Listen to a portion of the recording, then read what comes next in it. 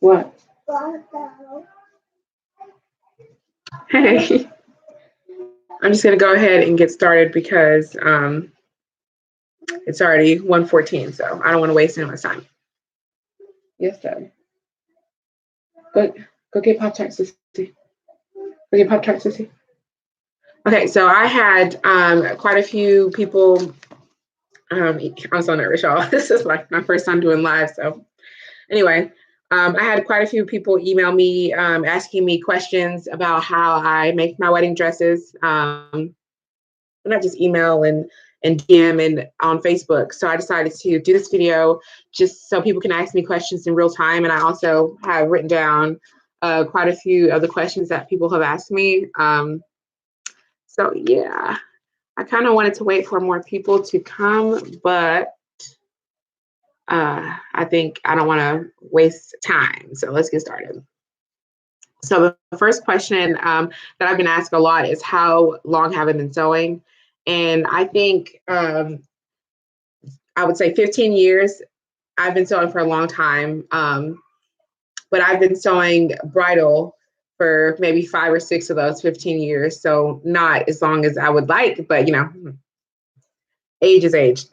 So yeah, let's just say 15 years, but 5 or 6 years doing bridal. And if you guys have any questions, you can leave them in the comment section and I will try to scroll through them and answer them as I get them. The next question is, how did I get started? Y'all, I honestly, I don't know. I've been sewing for as long as I can remember. My sister, when we were younger, she did a lot of fashion design and a lot of fashion illustration. And I think I've just, you know, picked up on her shoes. And I've always been sewing. In high school, I took a, sorry, I know y'all hear the kids in the background, but like I always say, if you can't beat them, join them. But yeah, I took one of those classes, you know, where you sew like bags and pillows and things like that. And I've just always been sewing since then. And that leads to the next question. Have I been to school? And that's a yes and a no. I did attend the Academy of Art University for fashion design in San Francisco. But I realized that I'm spending $11,000 a semester to learn something that I already know. Something they weren't teaching me anything new that I already didn't know. And it was moving really, really slowly. So I took maybe 3 semesters. Yeah, that's like $33,000 I spent to learn nothing. If you're an absolute beginner, I would recommend it. I would recommend them because they're really expensive, but some kind of fashion school, or I mean, YouTube's a beautiful thing. You can learn things for free. And the next question is, any resources? Yes, my biggest resource that I have for bridal and special occasion sewing would be the Corset Academy. Y'all, it is, if you want to know anything about bridal sewing, you need to go there. It is kind of expensive though. I think it's like $60 a month now. When I first did it a couple of years ago, it was only like $20 a month. And since then it's gone up, you know, quite a bit, like $40. But if you are really serious about investing in yourself and with bridal sewing, I would definitely recommend the Corset Academy. She has 3 or 4, maybe 5 different courses step by step to show you exactly how to make a bridal gown. The style isn't really my thing, but it's the fundamentals that you learn from her that are really, really good. And I look kind of weird. I'm looking at myself. I should be looking at the camera, but it'll be all right. The next question is, how did I teach myself and manage to become so good? Oh, thank you. I think I learn, and not just me, I think most people learn with trial and error. You have to do. The best way to learn is to make mistakes. And I've made so many mistakes. I still make mistakes. And the best way to learn is to make mistakes. So I'll do something and it will be right, learning from YouTube. Sorry, that just popped up and it distracted me. But yes, if I don't know how to make a wedding dress, or if I don't know if I'm making like a a style that I've never made before. That's what mock-ups are for. So I'll make a mock-up and I'll make my mistakes in the mock-up. So I know when I go to make the actual dress that I have already troubleshooted and I made all the mistakes that I'm going to make. Well, the majority of the mistakes that I'm going to make. And then also, like when it comes to doing the illusion neckline, I've been trying to figure out how to do that for such a long time. And I've been searching on YouTube and Google, and I've yet to find out how to do it. So I just figured I'll grab some tool and, you know, make a structure layer. Sorry, y'all. Nylia, quiet down. And I will make a structure layer and just figure it out. And I figured it out. And I made some mistakes along the way. And now I know exactly how to do the illusion neckline, which, by the way, I will have a tutorial on pretty soon here coming up. I want to finish this dress and the dress and pieces that I have hanging on my door. So, yeah. Okay, my next question is weaknesses and strengths. I think my biggest weakness would be that I'm super indecisive. I have a hard time making decisions, especially when it comes to things like design, because I want everything to be perfect. And I know that, well, I know that with experience that nothing is ever going to be perfect. So if you try to spend your time making everything perfect, you're never going to get anything done. So that's something that I've been trying so hard to overcome, but I mean, that's just part of me. So to overcome that, okay, step out. To overcome that, what I do during my design process is I'll do something like this to where, come on, I'll sketch out, and I think you guys probably seen this in one of my other videos, but I'll sketch out, you know, this is for the prom dress that I'm doing in my next video, by the way, but I'll sketch out like 4 or 5 different drawings, and I'll stick with this because I noticed that when I go through Pinterest, there's just so many different ideas. And if you have access to so many different ideas, you will never make a decision. So what I like to do is I try to sketch from my brain. And I know that if I sketch out 5 or 6 different things, I know that I'll be able to come to a decision rather than looking at a plethora of different ideas. Yes. The next question is, do I offer custom garments for individuals? Yes, I do. I'm taking a limited amount of customers for this year just because I want to be able to fill out how it is. But yes, I am taking commissions for wedding dresses and prom dresses and flower girl dresses, any kind of dress you can think of. You can email me, and my link will, my email is in the description box of a lot of my videos, and I will probably try to add it to the description box on this one. Do I sell a lot? Do you sell from a lot of patterns? No, I don't. I don't really go and buy patterns like McCall's and Simplicities. I draft my own patterns mainly. I've kind of been put off drafting patterns for myself just because, you know, I've had all these damn kids and I feel a little bit uncomfortable drafting patterns or making clothes for myself, really. But yes, I do draft most of my patterns from bodice blocks. And then I've been getting into draping a little bit because I've been trying to fill it out. And I've had a couple of brides who are the same size as a couple of my dress forms. So I've been draping a little bit, but no, I don't buy like McCall's patterns and things like that, which I should because it'll be a little bit more simplified, but I don't. Yes. Yes, Maria. How did I learn how to flat pattern and I'm sorry. Yes, baby. The next question is, how did I learn how to flat pattern and drape? That goes back to how did I teach myself? It was just by doing. I learned how to do bodice blocks from YouTube. Best place to learn, right? But yeah, I learned how to do bodice blocks from YouTube. And then I noticed that when I made bodice blocks for myself or for other people, they didn't fit correctly. And I was confused trying to figure out why, why am I drafting the pattern for myself or based off measurements? It's not fitting. Baby. Yes, baby. So that led me to start troubleshooting. And, you know, once you're curious, you try to figure things out. My baby. Yes. Another question that I really wanted to answer, and I posted a picture on Instagram yesterday about what the inside of my wedding dresses look like. The question is, how can I use a corset instead of boning in a gown? Mommy. Yes, Mari. Baby. Yes, baby. Hush, hush. Keep quiet listening. You're distracting me. And the answer to that is yes and no. You can't go and buy like a ready-made corset and use that as structural layer in a wedding gown. It's just not going to work unless you actually draped your dress over that corset. I like to either add my corset layer, my structure layer to my lining, or add a separate structure layer that's within the gown. Mommy. Okay. Mommy. Sorry, y'all. Hold on. Mommy. Yeah. Baby.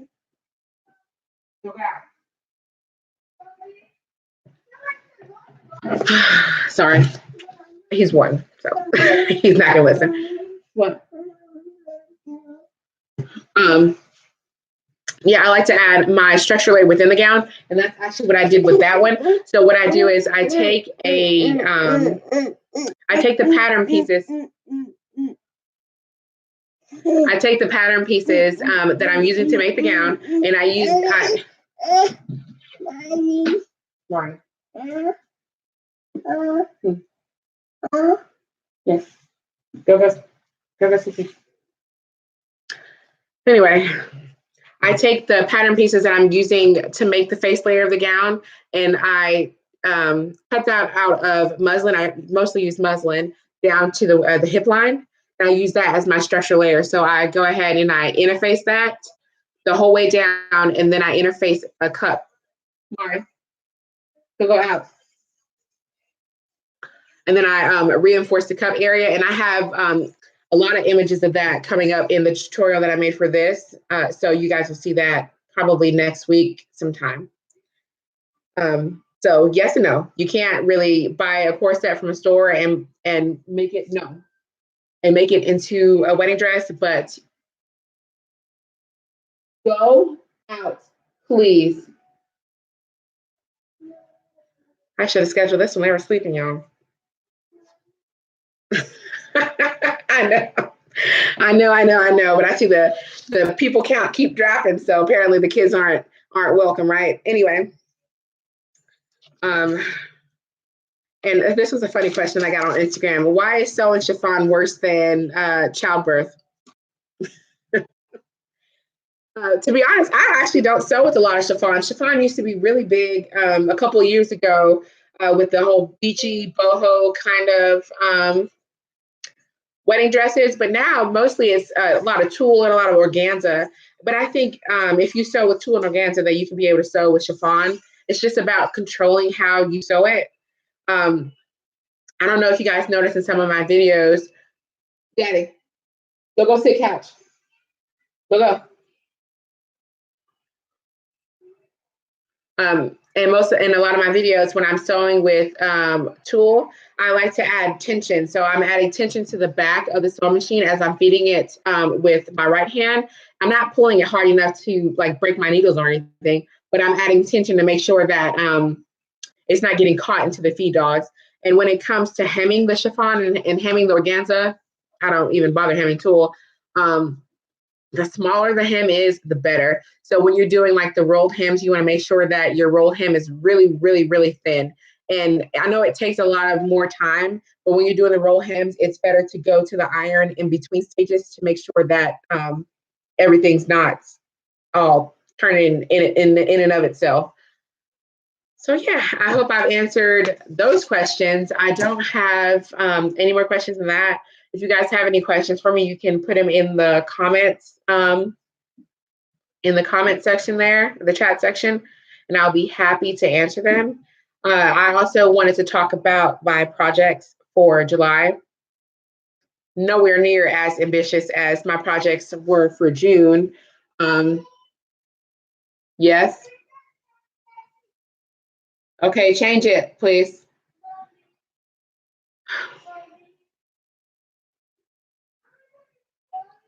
Mommy's trying to finish this chat, okay? Let's hush for just a little bit more. Okay, it'll be here in just a minute. Okay. So I have, and I've done sketches for them. I have two wedding dresses, a prom dress, and a little Ariel dress, since I just found out that Ariel is a brown girl. So I will be making a Ariel dress. It will be 18th century inspired. I know she's not from the 18th century, y'all, but I've been dying to make one of those 18th century sackback dresses, so I will. So I have all of my sketches for my projects for July. We all know this one. I've already done a video on this one, and I have the pieces cut out for her there. So I'm actively recording that video. And I have this dress. This was my last wedding dress that I just posted the other day, and that's her. So I've done the face layer, the structure layer, and I'm putting the lace on her now. And I'm actively recording that one too. And that one should come out probably Tuesday. So stay tuned for that one. And then I have this really pretty prom dress. I hope you guys can see it really good. It's a mermaid. Okay. It's a mermaid style prom dress, and it has a corset back because I had some questions about how I do the loops in my the corset loops. So that will be that. And I'm making that out of a red satin, it's a matte satin, and a taffeta lining. It'll have some lace overlay. So I'm excited about that one. And you guys should be looking forward to that one sometime next week or the week after that one. And then on to Ariel's dress. At first, I was going to make like a costume kind of thing, but then I'm like, no, I'm going to go all out because I've been wanting to make those 18th century sackback gowns for a long time, but as we all know, those take a lot of fabric to make. So I figure I'll just make one for my little girl because it's half the amount of fabric. And this is the sketch for that one. And when I do my sketches, I like to do my fabric consumptions at the bottom so that when I'm going and I'm online or I'm at Joann's or whatever and I'm shopping for my fabric, I can just check it off to make sure that I have everything. Yeah, I think that is about it. Like I said, if you guys have any questions for me, you can leave them in the chat section. I'm reading through it now. Canyon Heart says, hello. Hey. I'm late, I know. Mom life, I like real YouTubers. Yes, y'all, I know I probably should have scheduled this for when the kids were sleeping, but that's like 10 o'clock at night. And I'm trying to do things when they can be convenient for me. And I figure 1 o'clock on a Saturday, people will be home chilling, watching TV or something. So that's why I did it at this time. So excuse the kids, you know, you can tell them to do something, but they're only going to listen to a certain extent. And I also wanted to show you guys the appliques that I'm using to make that wedding dress. I hope let me turn down my light. My light is super bright. All right. These really pretty beaded appliques. If you guys are having trouble adding appliques to your dress, with this one, this was like a big, yardage of trim and appliques, and I had to cut all the appliques out. This is kind of like a corded lace, so I wouldn't cut it all the way to where the cording is because it will fall apart quick. And then I pin them onto the dress form. Can y'all see the dress form? Let me bring it closer. I'm wearing my pajamas pants, by the way, so if y'all see it, that's why.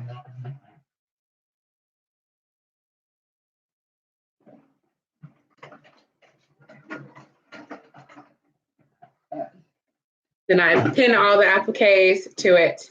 I haven't, I got these ones. This is from a sponsored video, but I got them from Matreon. Why do I keep calling it Matreon? Metatron Fabrics over on Etsy. I can, I'll find the link and add it in there in a bit. But their lace is really nice. I usually get most of my lace from Lace to Love on Etsy. Their lace is really, really good, but it's a little bit more on the expensive side. But if you're sewing like bridal or prom, you will account for that in your pricing that you offer for the dress. But yes, this is these are all of these little appliques that I've put on here, and it's really beaded. The only thing I will say about this is the color of the lace is a little bit different than the color of the satin, and it's bothering me a little bit, but I'm gonna push through. And I'm finishing up the back. But yeah, I like to pin all of the appliques to the satin, and then usually, if I had some, I would use Gutermann glue to glue down each individual applique. Gutermann glue is so good, y'all. Search it. They have it on Amazon and Etsy. They sell it in like 5 packs and 10 packs, and you will need quite a bit of it because when you start doing the appliques, it takes up a lot of glue. But it cuts the time sitting here and hand sewing all of these appliques in half. And it's more accurate when you're putting on your appliques when you actually have it on a dress form rather than pinning it. If I would have to hand sew it, I would pin it like it is now, and then I would use like a contrasting thread, like a blue or a red. I have a blue thread here, and I would hand baste all of the appliques on, and then I would sit and hand sew them on individually. But things never really stay. Yes.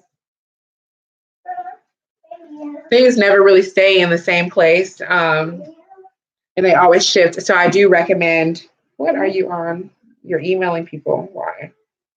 Here, go, Daddy. Mommy. Yes. Baby. Yes, baby. Go, Daddy. They always tend to shift. So I would recommend, even if you do want to hand sew down your appliques, for you to glue them down first, because then they will be in one place and you can go sit on the couch or whatever you want to do and start hand sewing down all the appliques.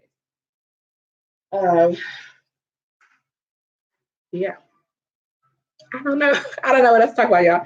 I think I covered a lot of the main questions that people have been asking me. Oh, no, I'm sorry. One more question that I get asked a lot is, how do I do the illusion panel on the neckline?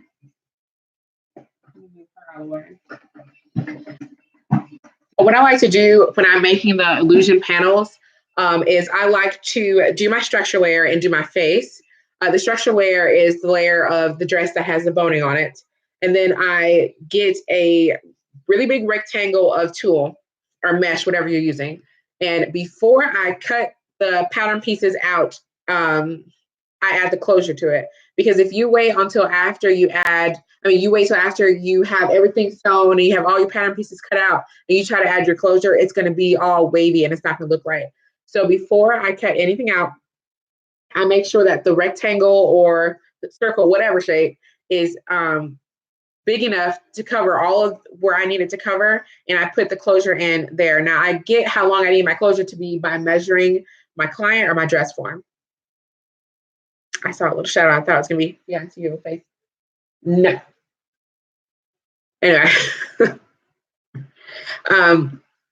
I measure the dress form to figure out how long I need the closure to be, and then I create the closure before I cut it out. And then after I have it cut out, after I have the closure on it, then I put it onto the dress form, or if you're doing a fitting, put it onto your client and stretch it however much it's going to be stretched when it's worn. You don't want to just have it perfect, because then there's going to be a lot of slack. So you want to make sure that you stretch it. And then also a big tip that I have is when you're sewing your illusion panel on to the dress, make sure that you leave like an inch or so on either side of the zipper that's going to be close to the skirt, so that it can lay nice and flat. Because if you sew the tulle all the way to the end, there's going to be puckering. And I will have a detailed video on how to do that when I'm making this dress, because it has a illusion back closure. So yeah. Do you make any of your children or any of your clothes? I don't make any clothes for myself because, like I said a little bit earlier, I got a little bit mommy weight going on. So I I don't like to make clothes for myself, but I do make dresses and stuff for my kids. I will have a video coming up next week on making a graduation dress for my little girl. She's graduating preschool. I'll be making it with this really pretty fabric, and it has a little blue lining to go with it. But yeah, so I make a lot of mostly special occasion like princess dresses for my little girls because they wear it all. They wear it all in the house. But I don't make anything for myself really.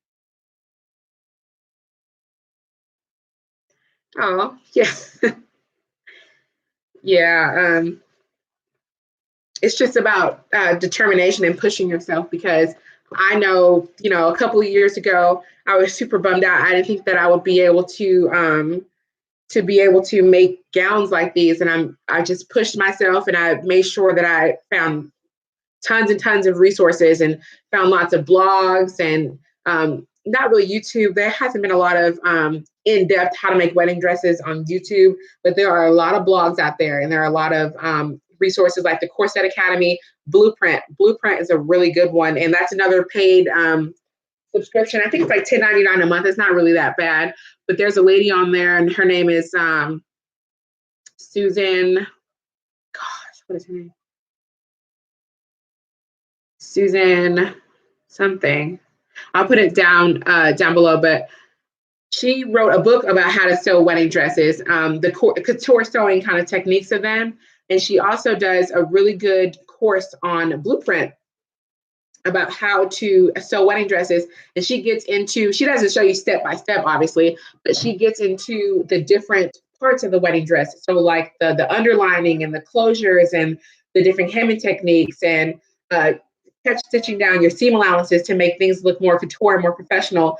So I really recommend before you pay for the Corset Academy, go and check her out on Blueprint. And like I said, I will put it down in the description when this video is over. So I think I can do that so that you guys can go ahead and check that out because it's really useful information. She tells you the different fabrics you can use, the different fabrics for lining, asking a lot of those questions. She doesn't go over the structure layer, but she does go over how to line the inside of a gown. She does the couture technique, meaning she hand sews in her lining. And I like that sometimes, but I'd rather go ahead and put it right sides together and bag it out, y'all. That takes 5 minutes rather than spending 2 hours trying to hand sew in the lining. But the hem, you want to hand sew the hem unless it's going to be hidden by trim or something, then you can machine it. Yeah, if there are any more questions, y'all can ask them. I'm trying to think of what else I want to talk about. I don't want to have y'all here for forever.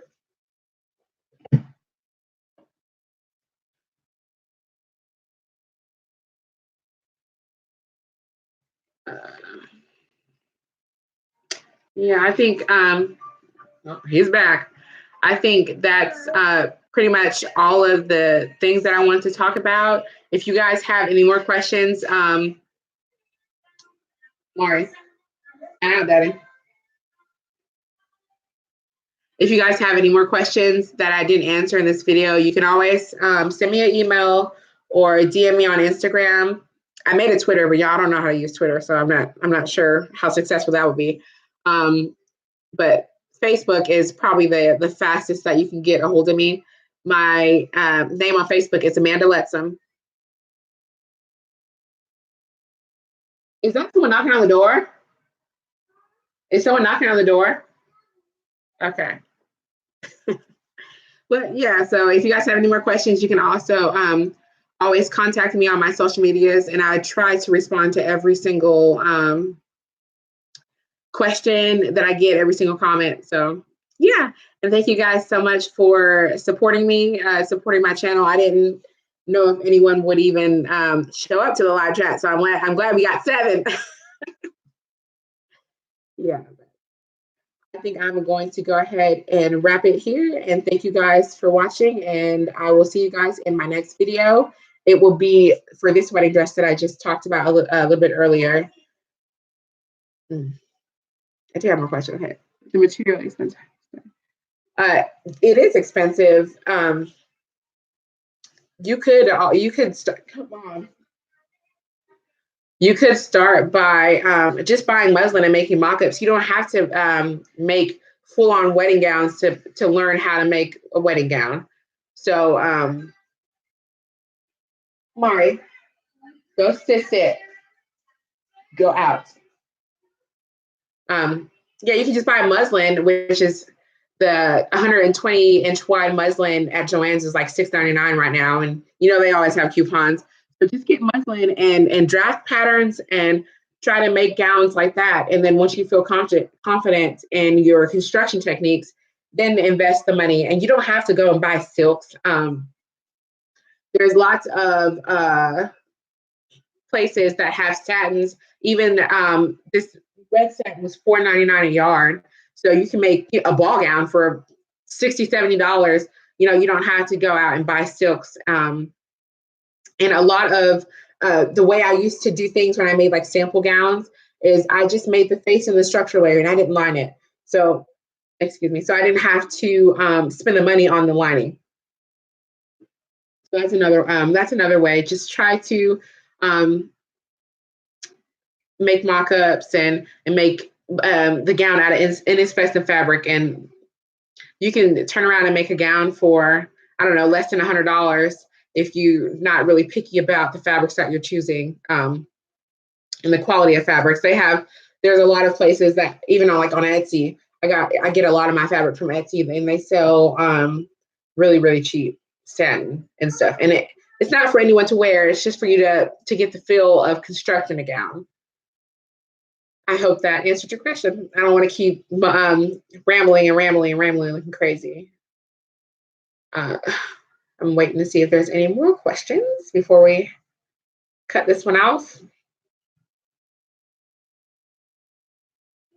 Yeah, okay. So I think that is about it. If you guys have any more questions, you can add them into the chat section now, or you can send them to me via email. Yeah, all right. And I will see you guys in my next one.